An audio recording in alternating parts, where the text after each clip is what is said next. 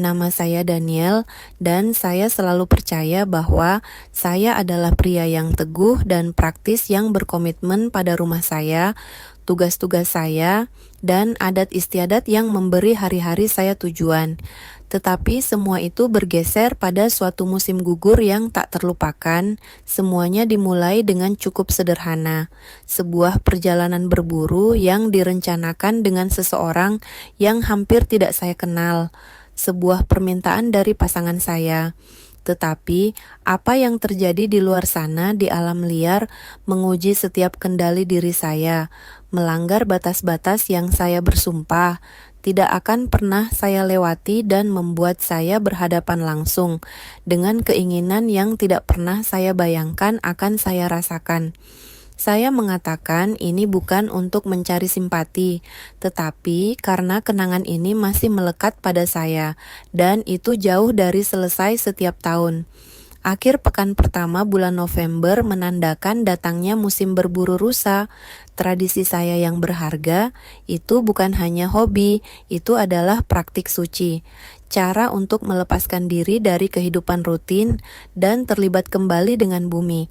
Biasanya istri saya Emily datang bersama saya ke pondok berburu terpencil kami. Sebuah surga yang terselip di hutan Missouri seluas 20.000 hektar yang masih asli. Kami telah menghabiskan lebih dari 10 tahun mengubah tempat itu menjadi tempat pelarian pribadi kami, memotong jalan setapak, meletakkan petak makanan, dan menyempurnakan kabin. Tetapi tahun ini membawa bahasa Indonesia. Berubah beberapa minggu yang lalu saat makan malam, Emily mengumumkan dia tidak akan menemani saya. Perjalanan ini, dia telah diundang ke serangkaian diskusi kebijakan pendidikan yang terhormat di ibu kota negara bagian. Dan sementara saya senang dengan kesuksesannya, gagasan menghabiskan ulang tahun, saya pada hari pembukaan sendirian terasa agak kosong. Dalam kondisi normal, saya tidak akan peduli. Tetapi Emily tegas, benar-benar tegas bahwa saya tidak boleh pergi sendiri. Tidak, setelah masalah kesehatan yang saya alami sebelumnya, tahun itu jawabannya adalah Naomi. Naomi adalah salah satu teman Emily, seorang wanita yang lebih muda, yang pernah saya temui beberapa kali di acara sekolah. Dia tampak baik ceria dan jauh lebih muda dari saya. Baru saja berpisah, Naomi menghadapi hidup dengan semacam ketahanan yang cerah yang menutupi kesedihan yang saya duga dia tanggung. Emily telah mengatur agar Naomi bergabung dengan saya dalam pengalaman berburu. Pertamanya meyakinkan saya bahwa itu akan menguntungkan kami berdua. Saya tidak akan sendirian dan Naomi akan mempelajari keterampilan baru untuk mengatakan, saya ragu-ragu, tidak cukup menggambarkannya. Saya telah mendambakan isolasi pagi yang tenang di tempat persembunyian dan malam-malam sepi di dekat perapian hanya dengan pikiran saya. Teman yang tidak berpengalaman, terutama seseorang yang tidak tahu apa bedanya senapan dengan dayung, tidak ada dalam penglihatanku. Jumat malam tiba dan aku tiba di rumah Naomi. Emily telah menyuruhku membunyikan klakson yang biasanya aku anggap tidak sopan, tapi aku menurut pintu terbuka dan Naomi melangkah keluar bermandikan cahaya teras. Dia membawa cukup persediaan untuk persediaan. Resimen senyumnya yang cerah menerangi senja. Hai Daniel, panggilnya dengan suara bersemangat dan segar. Aku turun dari truk untuk membantunya menyimpan barang-barangnya. Itu cukup banyak barang yang diangkut. Aku berkata sambil menunjuk ke arah muatan. Dia terkekeh. Emily berkata, aku harus berkemas dengan baik. Mungkin aku pergi terlalu jauh. Dia mengobrol tanpa henti sepanjang perjalanan ke penginapan. Cerita-ceritanya tentang pekerjaan, perceraian, dan bagian-bagian acak dari hidupnya sangat kontras dengan ketenangan yang kuharapkan. Tetapi aku tidak bisa mengatakan aku tidak menyukainya. Energinya tumbuh dalam diriku, dan aku mendapati diriku menyeringai meskipun aku menahannya. Kami tiba di penginapan sekitar pukul 9 malam. Bulan melemparkan cahaya perak ke padang rumput. Aku langsung bekerja menyalakan tempat itu dan menyalakan kompor sementara Naomi menetap di loteng. Begitu api menyala di kompor, kabin terasa nyaman dan nyaman. Aku tenggelam ke ruang utama, menyalakan film perang kuno, mencoba untuk bersantai, tetapi tepat ketika aku mulai bersantai, Naomi memanggil dari lantai atas, "Bisakah aku menggunakan kamar mandi?" "Tentu saja," jawabku nyaris tak melirik layar menit demi menit berlalu, dan aku mendengar tangga tua berderit aku secara naluriah, menoleh saat Naomi lewat tanpa mengenakan apapun, kecuali handuk kecil yang hampir tak bisa menahannya. Naik setiap kali aku melangkah, aku menatap terlalu lama sebelum memalingkan pandanganku. Kembali ini akan menjadi akhir pekan yang aneh. Saat aku bersantai di kamar, mencoba fokus pada film yang berkedip-kedip di layar kecil. Aku tidak bisa melupakan gambaran. Naomi melangkah turun dengan handuk tipis. Itu cara cahaya api yang lembut berkilauan di rambut basahnya. Kilauan di bahunya itu adalah gambar yang tak berhak kupikirkan. Namun itu tetap ada. Aku menegur diriku sendiri, menyingkirkan pikiran Naomi adalah teman sebaya Emily, bahkan mungkin seorang teman, dan akhir pekan ini adalah tentang mengajarinya cara berburu itu saja. Suara air mengalir melalui dinding dengan senandung lembut. Naomi itu murni riang, bahkan tetapi itu mengaduk sesuatu di dalam diriku. Aku tidak ingin mengakuinya.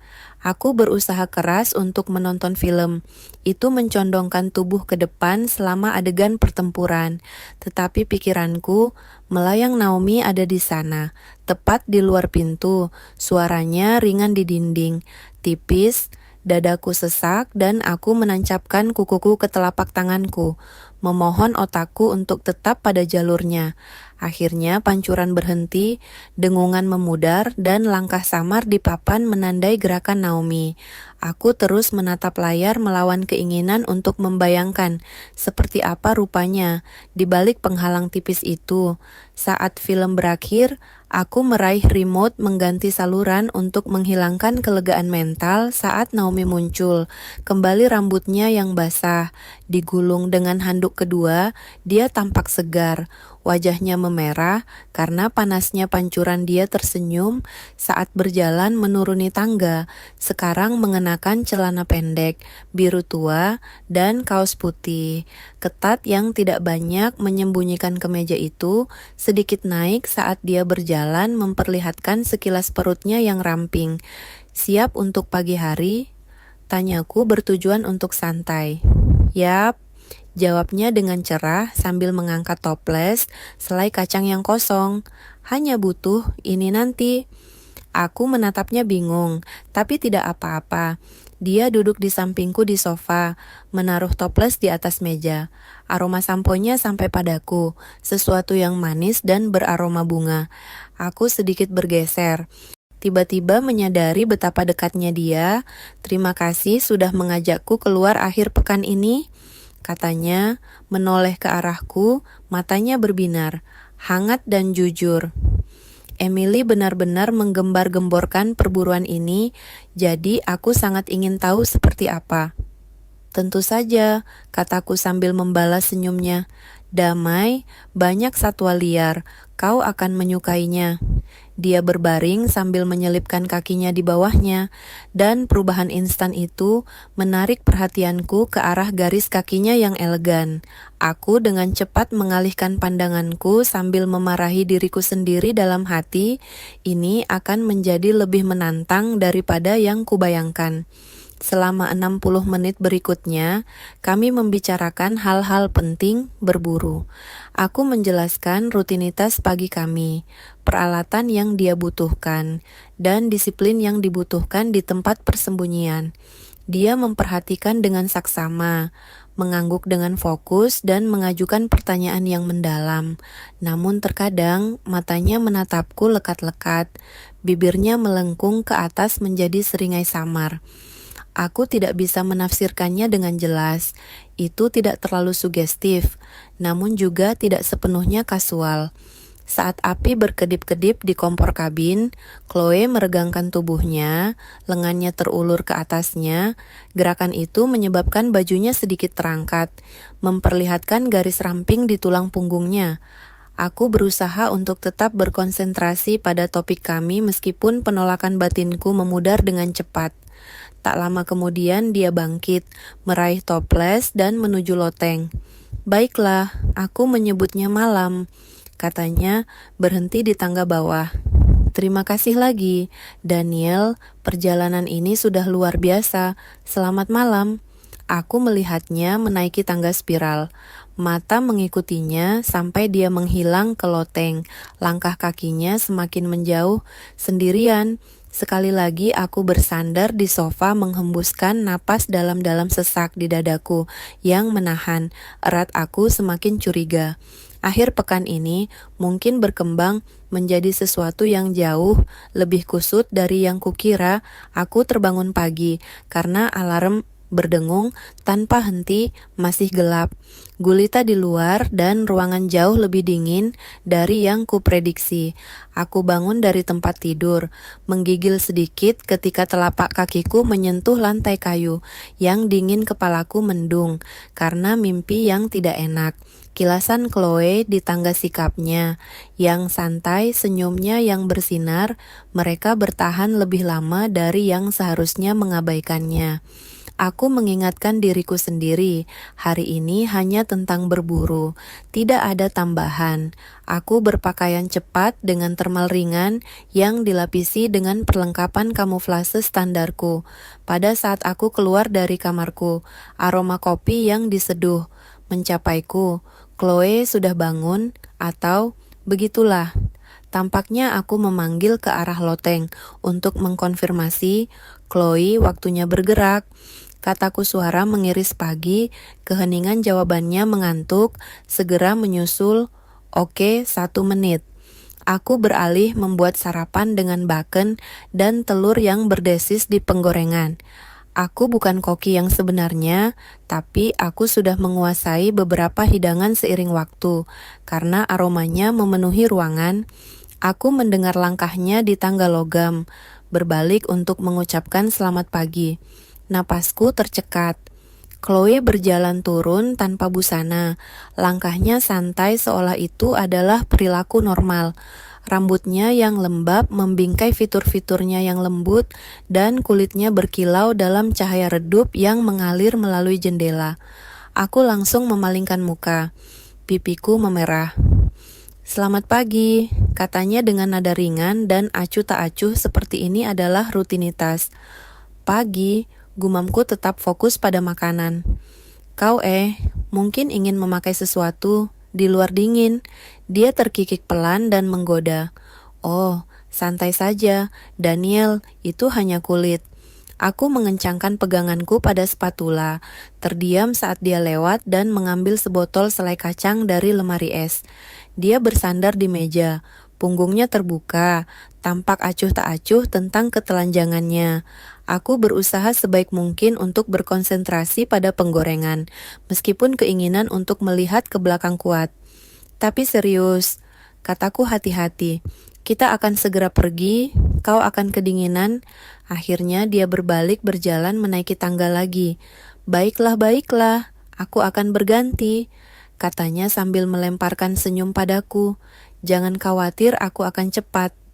Aku menghembuskan napas yang tidak kusadari telah kutahan, menggelengkan kepala, dan kembali menyantap makanan. Saat dia muncul, dia berpakaian lengkap dengan perlengkapan luar ruangan, tampak seperti tidak terjadi apa-apa.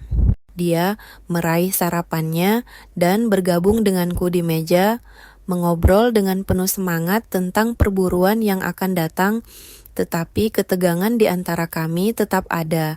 Setidaknya bagiku. Setiap tawa kecil, setiap tatapan yang dia tawarkan, mengandung lapisan sesuatu yang tak terucapkan. Aku tidak dapat memastikan apakah dia sedang memainkan semacam permainan atau hanya ini. Sifatnya yang tidak terkekang, bagaimanapun juga, menolaknya semakin sulit. Setelah makan, kami mengemas ATV dengan perbekalan. Chloe melompat ke belakang, melingkarkan lengannya di pinggangku saat aku menghidupkan mesin. Udara yang segar menyengat pipiku, tetapi kehangatan tubuhnya yang menekan tubuhku tidak dapat disangkal. Dia berpegangan erat saat kami melesat ke hutan. ATV itu membelah tabir fajar yang redup. Saat kami mencapai area yang ditentukan, aku membantunya turun dan memberinya senapan. "Kita jalan kaki dari sini," kataku dengan suara lebih kasar dari yang kumaksud. Dia mengangguk bersemangat. "Pimpin." Saat kami melangkah lebih dalam ke hutan menuju tempat persembunyian, keheningan di sekitar kami mencerminkan ketegangan yang tak terucapkan. Aku tidak bisa menghilangkan gagasan bahwa aku hampir melewati batas yang tidak boleh kulewati. Tetapi tatapan yang Chloe berikan ketika dia mengira aku tidak memperhatikan kedutan kecil di sudut mulutnya, seperti senyum yang penuh arti, rasanya disengaja dengan cara yang tidak bisa kuabaikan. Entah bagaimana, aku sudah merasakan akhir pekan berburu. Ini akan lebih dari sekadar target. Hutan tetap diam. Ketenangan yang dalam hanya ditemukan di cahaya pagi hari. Dia tetap dekat di tumitku saat kami mengikuti jalan yang berliku. Sepatunya menginjak dedaunan musim gugur tanpa memecah keheningan.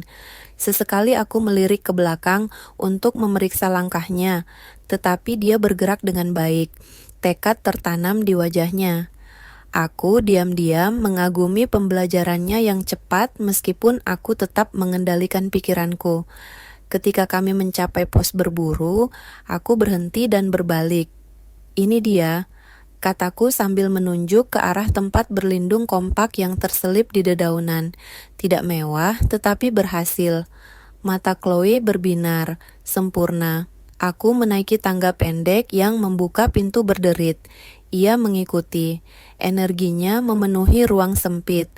Ia duduk di sebelahku di bangku kayu di dalam tempat perlindungan, cukup nyaman untuk 2 orang dengan jendela ramping yang menghadap ke lapangan di depan. Sinar matahari mulai mengintip melalui cabang-cabang yang memancarkan sinar keemasan melalui pepohonan. Aku telah menyaksikan banyak matahari terbit dari tempat ini, tetapi yang ini memiliki beban baru. Aku memberikan senjatanya kepada Chloe sambil berbicara dengan lembut. "Selalu utamakan keselamatan, tetap bidik dengan benar dan isi hanya ketika kau siap." Ia mengangguk dengan sungguh-sungguh, mengerti. Aku bersandar ke dinding, memperhatikannya menemukan posisi yang mantap. Gerakannya tenang dan teguh. Kami tetap diam. Napas kami adalah satu-satunya yang memecah keheningan.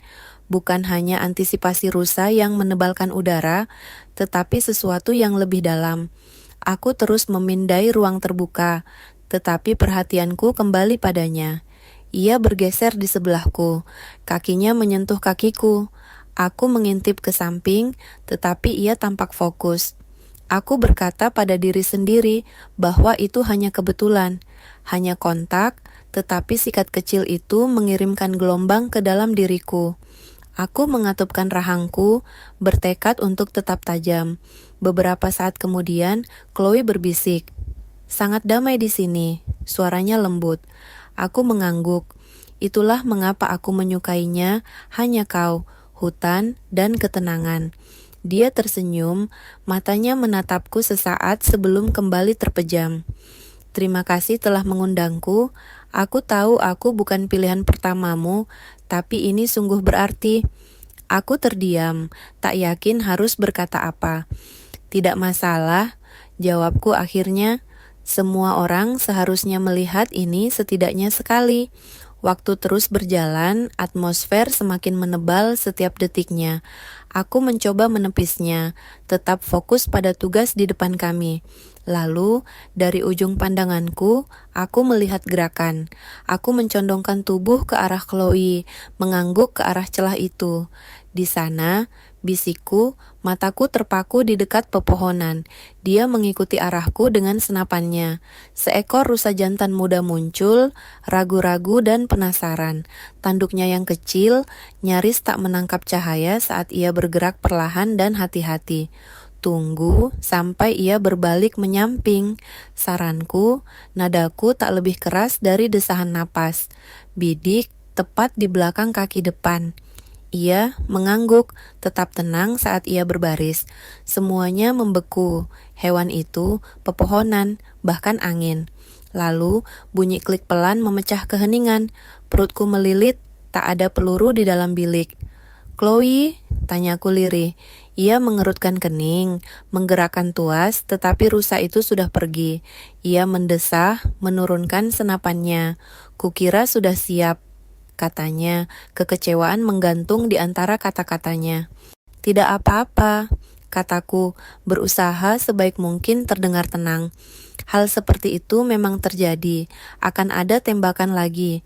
Ia bersandar, menyandarkan kepalanya. Aku merasa sangat bodoh. "Kau tidak bodoh," aku meyakinkannya. "Ini butuh waktu. Kau pasti bisa." Nada suaranya berubah. Setelah itu, energi sebelumnya meredup menjadi semacam frustrasi yang tertahan. Chloe melepas jaketnya, bergumam tentang panasnya cuaca. Aku memperhatikan lahan terbuka itu, tetapi pikiranku tak henti-hentinya kembali padanya. Caranya bergerak, caranya bicara, semuanya mulai mendesak lebih dekat ke benakku. Lalu saat ia duduk di sebelahku, melepas lapisan pakaiannya sepotong demi sepotong, aku menyadari bukan hanya matahari terbit yang menghangatkan udara, tapi kami juga. Fokusku buyar, udara kini terasa tebal dan rapat. Suhu di dalam terasa lebih dingin daripada di luar.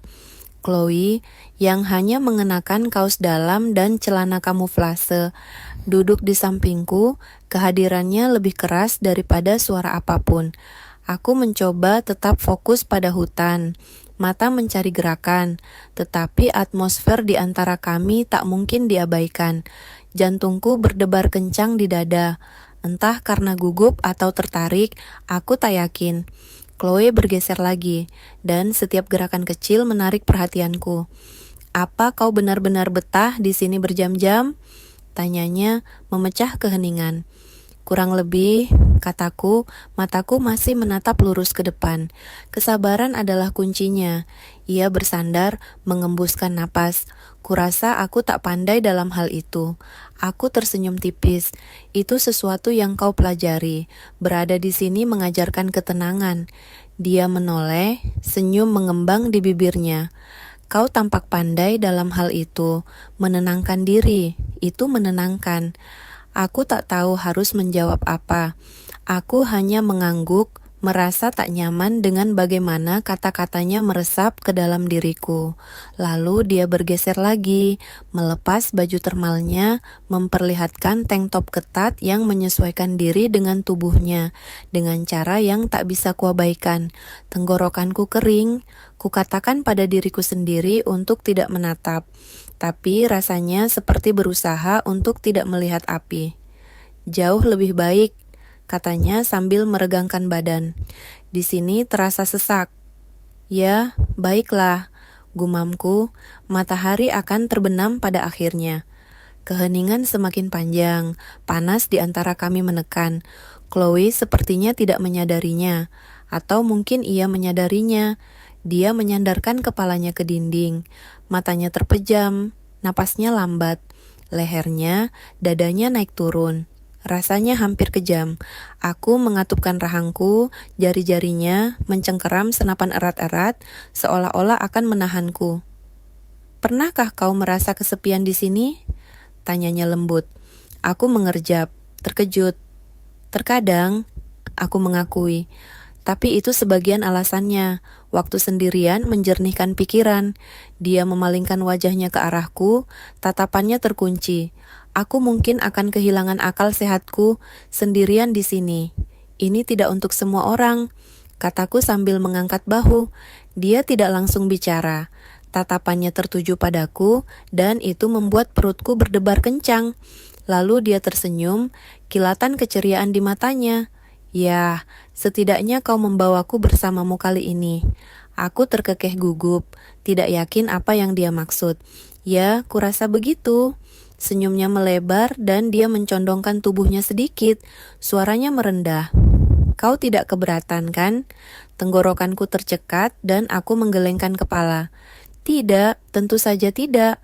Jarak di antara kami menghilang, ketegangan setebal kabut. Dia mengulurkan tangan, jari-jarinya mengusap lenganku. Sentuhannya lembut, tapi seperti ada yang menyambarku.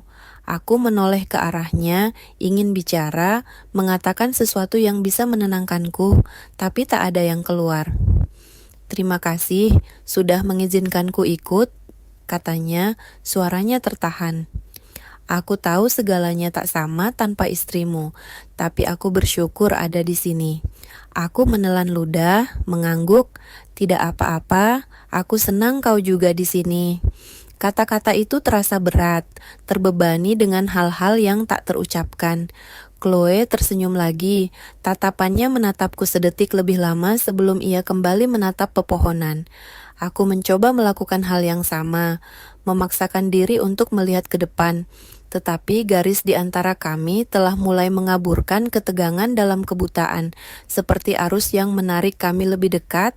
Bahkan ketika kami mencoba untuk tetap diam, jarak di antara tubuh kami telah menyempit dengan setiap pandangan bersama, setiap sentuhan yang tidak disengaja, setiap kata yang tak terucapkan hutan di luar memudar dengan tarikan yang tumbuh di antara kami. Aku terus mengatakan pada diri sendiri untuk fokus pada pembukaan, untuk mendengarkan patahan ranting atau gemerisik dedaunan. Tetapi kehadirannya lah yang menenggelamkan segalanya. Dia mencondongkan tubuh ke depan untuk menyesuaikan tali. Sepatunya lengan telanjangnya menyentuh milikku lagi kontak singkat, tetapi membakar. Dia mendongak bertemu pandang denganku untuk detak jantung yang terasa seperti selamanya. Maaf, aku melewatkan kesempatan itu. Bisiknya dan kata-katanya tergantung di antara kami. Aku mengangguk, hampir tidak percaya diri untuk berbicara. Tidak apa-apa, itu terjadi pada semua orang. Dia bergeser lagi. Kini bahunya hampir menyentuh bahuku. Senapan terlupakan di antara kami. Hutan masih sunyi di sekitar kami, tetapi di dalam kerai rasanya seperti badai sedang membangun. Udara semakin tebal dengan setiap tarikan napas. Apakah menurutmu aku akan mendapat kesempatan lagi? Tanyanya. Aku menoleh padanya perlahan, menatapnya tajam. Rusa tidak dapat diprediksi. Kukatakan kau hanya harus siap. Senyumnya kecil dan penuh syukur. Dadaku sesak melihatnya. Dia tidak bergerak dan begitu pula aku. Aku tahu apa yang terjadi, tetapi aku tidak menghentikannya.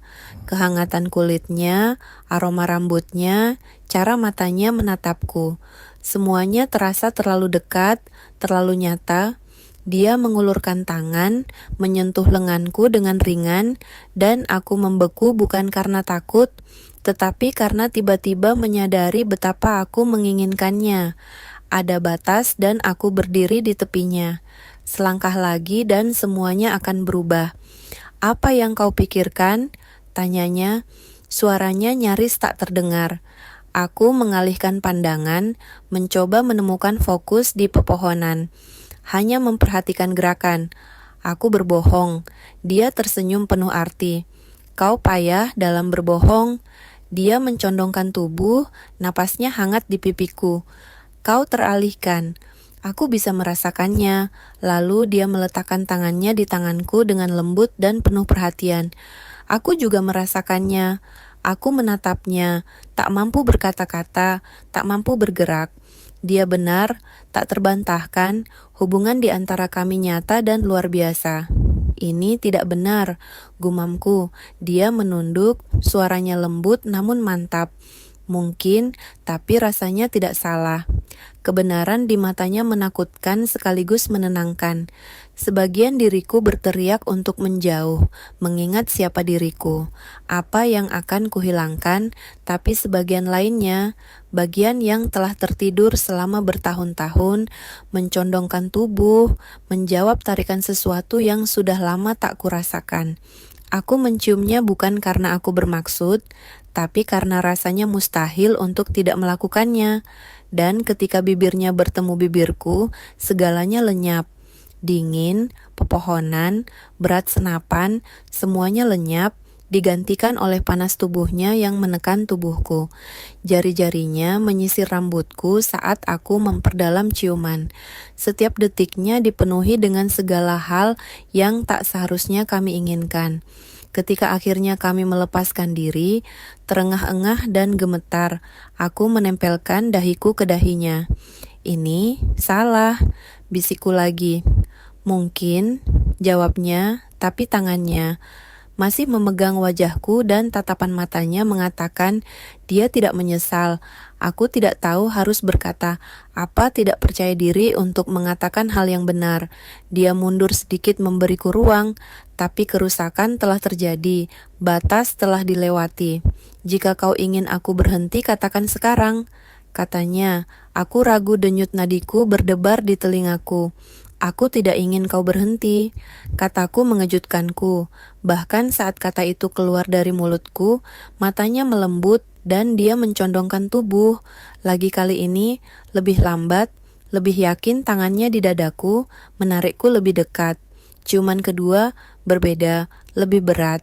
Penuh dengan semua yang tidak kami katakan, tanganku menemukan pinggangnya, menariknya ke arahku. Dunia menyempit ke momen itu. Padanya, ke listrik yang berlalu di antara kami. Menit-menit itu kabur menjadi sesuatu yang abadi. Bisikannya, sentuhannya, napasnya di kulitku. Semuanya terpatri dalam ingatan. Akhirnya rasa dingin merayap masuk lagi. Tetapi kami berdua tidak bergerak. Dia menekanku. Tubuhnya hangat, jantungnya berdetak cepat. Aku tahu ini tidak akan bertahan. Seharusnya tidak. Tetapi aku tidak ingin melepaskannya. Tetapi kami belum berjalan kembali ke kabin dalam keheningan. Udara dipenuhi dengan segala hal yang tidak dapat kami katakan. Aku terus meliriknya, menangkap lekukan senyumnya atau cara rambutnya bersinar dalam cahaya yang memudar. Rasa bersalah terasa berat di pundakku, tetapi tidak cukup kuat untuk menenggelamkan kehangatan yang masih membara. Di dalam, kembali ke kabin, dia duduk di hadapanku, tenang dan penuh perhatian, jari-jarinya menggenggam secangkir teh. Ini mengubah segalanya, bukan? Tanyanya. Aku mengangguk. Berat kebenaran menekan di antara kami. Ya, memang. Kami tak bicara untuk beberapa saat. Api berderak, keheningan hampir terlalu keras. Lalu aku mengatakan apa yang harus kukatakan. Ini tak boleh terjadi lagi. Dia mengangguk tanpa menatap mataku. Aku tahu, bisiknya. Aku tak bermaksud ini terjadi, tapi itu terjadi dan sekarang kami harus menerimanya. Dia berdiri kemudian berkata bahwa dia akan tidur. Ketika dia menghilang di tangga, aku menghela napas. Aku tak sadar aku menahannya. Rasa bersalah datang membanjiri dengan kekuatan penuh.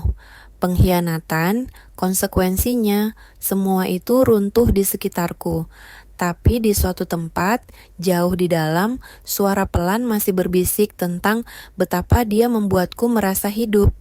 Aku berkata pada diri sendiri bahwa ini terakhir kalinya, harus menjadi yang terakhir.